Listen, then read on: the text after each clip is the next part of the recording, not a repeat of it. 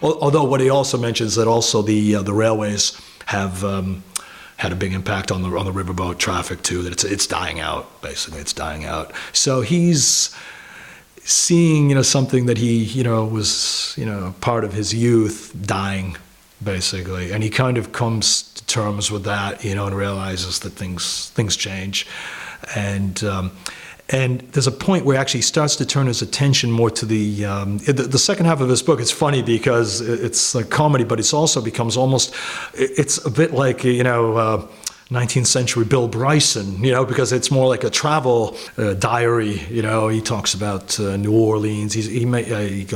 All the cities along the river. He spends a lot of time talking about New Orleans. Really, still, great reading. Things that make it different from the rest of the United States. And one very interesting. He hits Chicago. And he's.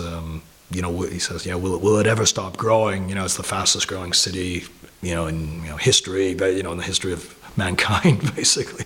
He talks about that, and Minneapolis, St. Paul. He's talking about this has a great future. He's seeing. Yeah, you get the feeling he's seeing what's coming almost. The 20th century.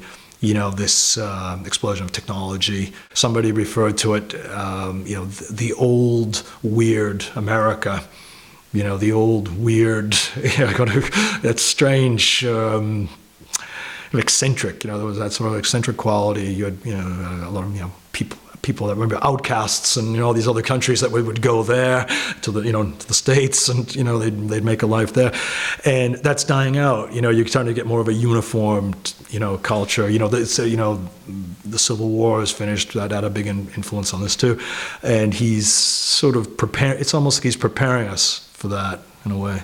I found it talks about the technology, the growth, this unbelievable growth, and it's not going to. And he's saying, it's not going to stop. So.